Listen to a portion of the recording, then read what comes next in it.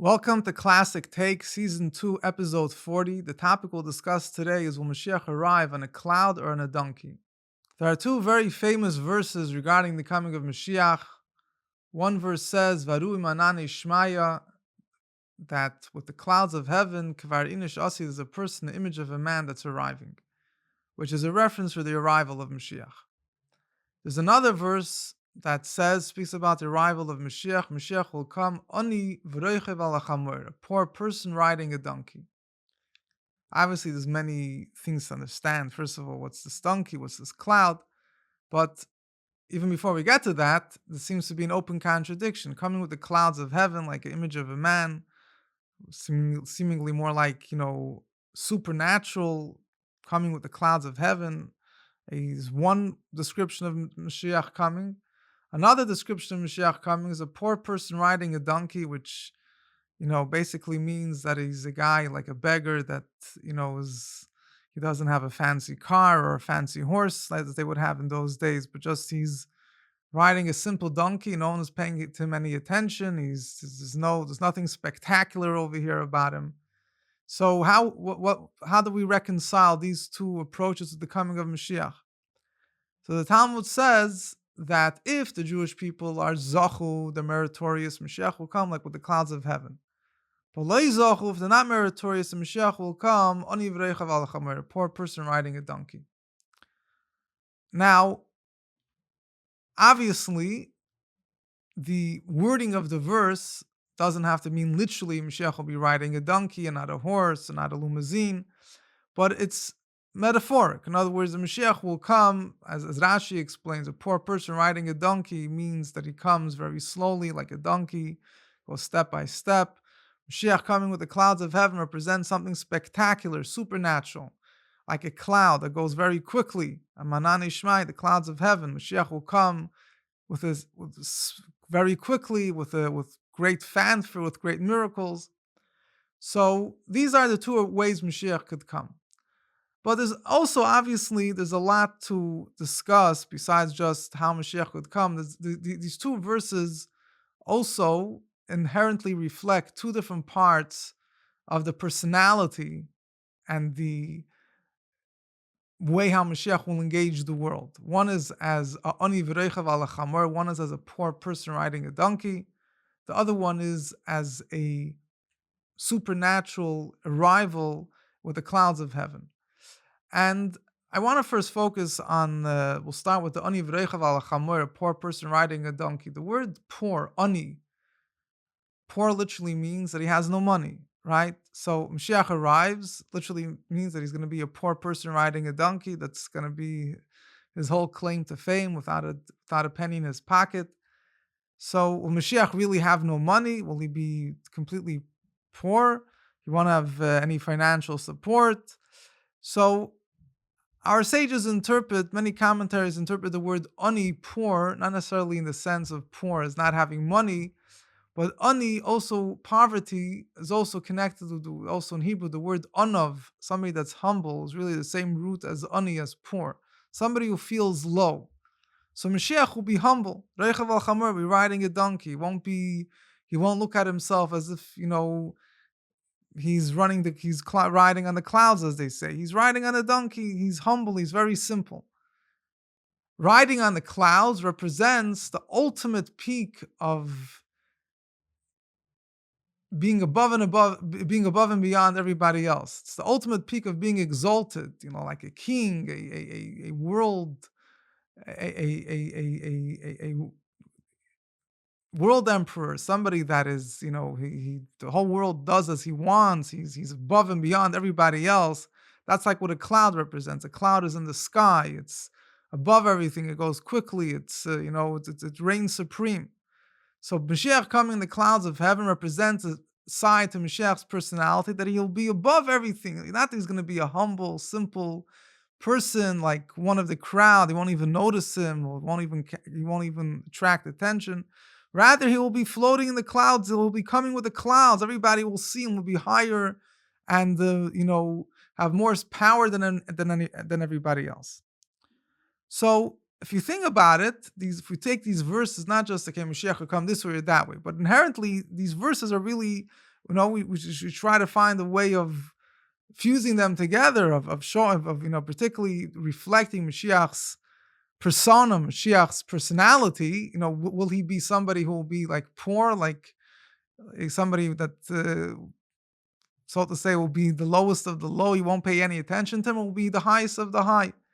And the answer is Mashiach will fuse both. That's one of the, extraordinary um, accomplishments of Mashiach, that will have both things together, which is sometimes hard for us human beings to relate to, because we can relate to people that are on the top and the bottom and the middle. But somebody to like fuse two opposites is hard, or it might be impossible for us to imagine, but that will be one of the unique accomplishments of Mashiach. And the truth is, as we'll soon see, it's not just a unique accomplishment of Mashiach. Every single Jew, every single person really is supposed to do the same thing as well. But let's understand this a little bit. Mashiach will be exalted. He'll accomplish something that nobody accomplished before him. So, right? Even Moshe, it says that one of the verses that speak about Mashiach say, "Hine yaskal avdi yodum v'nisa v'gava ma'oi," that Mashiach will be exceedingly great and exalted. And our sages say he'll be greater than Avraham, than Moshe, he'll even be greater than Moshe. How will he be greater than Moshe? Moses, the Torah says that there was nobody greater than Moshe.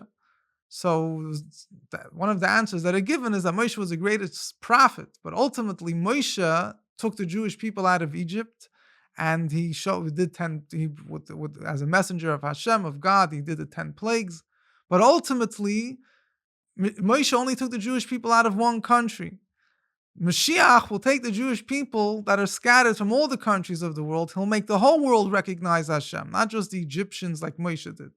So his accomplishments will be greater than Moshe. But on the other hand, Mashiach will feel on himself, he'll feel like a poor person riding a donkey. He won't attribute to himself any extraordinary capabilities, any greatness. He'll be very humble. How is that possible? It's possible because Mashiach's accomplishments are not coming from his ego, are not coming because he believes that he's greater than anybody else. It's coming from the divine inspiration, from the Hashem's, the V'nochal of Ruach Hashem, the capabilities Hashem is giving to him. And because he has those capabilities, he realizes where they're coming from. The more he has them, the more he considers himself humble. It's not about him. It's about the fact that on the contrary, the more humble he is, the less he feels himself, the more he is a vehicle, the more he is the right one for Hashem to give him all these extraordinary capabilities, because he's not attributing it to himself, he's attributing it to his true source, Hashem. So this is a very, very important fusion, which in a certain sense, if we look back historically, or in the way the Torah describes the job of a king, it's not really even unique to Mashiach. But Mashiach will be expressed in a very, very powerful way, because on one hand, he'll be the most extraordinary from anybody that lived before, and at the same time, will be the most humble. But the truth is, let's understand how the Torah views how a Jewish king, a proper Jewish king that is, unfortunately not all Jewish kings lived up to their name, but a proper Jewish king, how is he supposed to view himself? So the Rambam writes in the Laws of Kings, Hilchos Malachim, the end of chapter 2, the same way the Torah gives the king, requires that the people have to honor the king, and the certain rules and regulations, there's a lot of certain rights the king has, like taking taxes and absolute, everybody has to listen to him, whatever he says. At the same time, the king himself is supposed to feel humble. Like David HaMelech says, "V'li b'cholal b'kirbi," my heart is like killed in me, empty in me. He shouldn't feel his own ego at all. He should not treat the Jewish people as, even though he's their king, he shouldn't overdo his power and show them that he's greater than them. He should be kind, compassionate to the big ones, to the young ones. He should take care of their needs. He should be concerned about the honor of the smallest of the smallest. When he speaks to the community as a whole, he should speak in a soft tone. He should always conduct himself with extraordinary humility and be tolerant to all the Jewish people, burdens and troubles that they're bringing to his way. And he should be like a shepherd that takes care of his sheep. He picks up the small sheep and takes care of them. So on the one hand, the king, to be very realistic. A king has absolute rights. Somebody rebels against the king according to the law of the Torah. There's hamored to go against the law, to go against the king. The king has a right to kill the person. Not that he has to do it, but going against the king is considered a capital offense. But at the same time, the Torah requires the king that he should realize it's not about him. It's the office that he has is not about his own glory, his own fame. It's about the mission that he has to be of service to the Jewish people. So on the one hand, a king can't be a pushover. A pushover can't be a king. A king has to, when he comes across, he has to have a certain, way how he composes himself. He has to have a certain, what we say in Hebrew, relevance, exaltedness, a certain, the way he carries himself, which was very important. It's a part of the, as we've discussed in the past in various episodes, part of the qualities of a king. The kingdom is an inborn trait. It's not something that a person gains through going to get educated for. It's an inborn trait that the person has a certain royalty, a certain sense of how he carries himself. At the same time, he has to be completely humble. Inside, he has to be completely humble. On the outside, he has to be royal. He has to carry himself as the king. And, he has to make sure sometimes he has to be, very strong in how he deals with the people, making sure that rules are followed. But inside, on a practical level, he can't feel himself at all. He has to be completely humble. That is why there's certain laws of a king. The king has to have a separate, every Jew has a commandment to have a Torah scroll. The king has to have an extra Torah scroll and always learn the Torah. He's not allowed to marry too many wives, have too much gold and silver. All these things are done to keep the king focused on his real mission, which is his connection to Hashem and to serve as a role model for the Jewish people. So every person, in essence, this is really what any king, but particularly Moshiach, will fuse these two things together. And every single person also, we have the same thing. In a miniature way, obviously, we have the same thing. On the one hand, we have to have a humility. When it says we have to be able to learn from everybody. You have to be able to appreciate everybody. Even somebody that you think is nothing to learn from him. It says if you're really wise, who's wise, somebody that knows there's something to learn from every single person. And that is a sense of humility. At the same time, if you're just learning from everybody, you might say, who am I to teach? No, you have to teach. You have to try to influence other people. There's a balance. You have to give, you have to take. You have to feel like there's a lot to take from everybody else, even somebody that you think you might feel is inferior than you. At the same time, you have a lot to give. So you have to have a blend of both, of being humble to take and feeling a certain strength and self-esteem to be able to teach, to be able to give. So we have to have both things together. The same thing is regarding Mashiach himself, which we could all relate to, is that as much Mashiach will have the biggest capabilities or success that any human being ever achieved, but he will be completely humble. He will know it's not about him himself. The same thing is from us. We have to have, on one hand, when it comes to things that are important to us, things that are important to Torah, to mitzvahs, to what we have to do, we have to be like a lion. We have to be strong. We can't budge from our principles. We have to be like a king. We have to, not to budge in anything that's essential to who we are, to what we stand for. At the same time, that strength doesn't come from our ego. Our ego won't give us the ability to withstand all the pressures of our surroundings. It comes from a deep sense of humility, you subject yourself to Hashem. You realize that there's a higher power that you're responsible to. And because of that itself might seem counterintuitive, but it works hand in hand. When you have that sense of humility, of accepting Hashem as your king, then when it comes to something that goes in conflict with what Hashem wants, you're going to be fierce as a lion. You're not going to budge. Not because it's about my strength, my convictions, my fortitude. I don't budge from my principles, but because I'm a servant of Hashem. This is what Hashem wants. Then Hashem is the king. He's powerful. So I'm going to stand up to that. I'm going to make sure that it doesn't get budged. But inside, I'll be completely humble. And that will be really the source of my strength, of my fortitude, and not moving from what Hashem wants. And with this, we could also understand our sages tell us that when Mashiach will come, when all Gasei Haruach, Gasei Haruach is a term which is literally translated as egoistic people that are self-centered, will be removed. And the pasuk, the Talmud brings a verse in Sfanya. It says, "V'sharti v'kirbechem oni v'dal." I will leave within you a poor nation. V'chasu b'shem Hashem, and they will take refuge in the name of Hashem. It says, I will take away from you all those that are haughty. And our commentaries explain that the Smag, the Sefer Mitzvahs Godel, so it doesn't mean that it will be a poor nation. But again, the term ani, poverty over here, is synonymous with the term poverty, as in the verse, ani v'reichav al chamur, poor riding a donkey. Poor means as humble.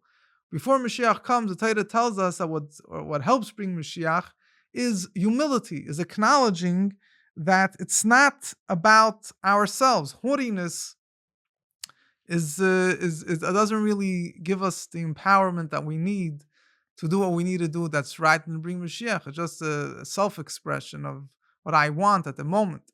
But in order for Mashiach to come, we have to have humility. By humility, it makes us a conduit for godly salvation. It makes us, first of all, aware of what we need to do, and it brings about the coming of Mashiach. So the Sefer Mitzvahs Gadol, the Samag, Moshe Mikutzi writes, he says you can't say that the verse means to say that the people will be poor, because we know that when Mashiach comes, it says they'll be rich and so on, but it means that they'll be humble inside. So this is something, a fusion that a Jew has to have two opposites. From one hand, he shouldn't, he has to be strong. He has to be strong like a lion, as our sages say. He has to be fierce. He can't budge from his principles. The Eved Melech, as our sages say, the servant of a king is also a king.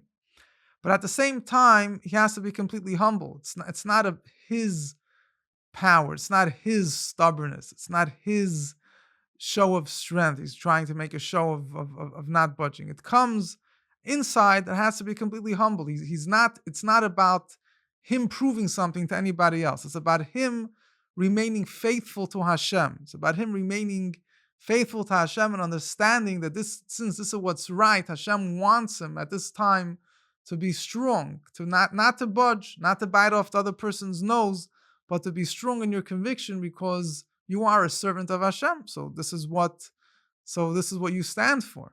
So it's not about me, it's about Hashem, and Hashem is the truth, is the ultimate king. So I will also have that strength to not to budge from it's about Hashem's greatness, not my greatness.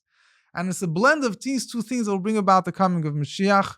And it's a way how we could manifest in our own lives already now to prepare ourselves for this time. It says Mashiach will be extremely exalted. He'll be revealing the secrets of the Torah even to Moshe Rabbeinu, to the greatest sages. At the same time, it says he'll be learning with simple people. Like I mentioned before, Ani v'reichav al chamor, a humble person riding a donkey, also means like he'll mingle with the simple people. So it's humility. He has the greatest knowledge, that the greatest of the sages will come to him to learn his knowledge. At the same time, he'll have the time of day for simple people.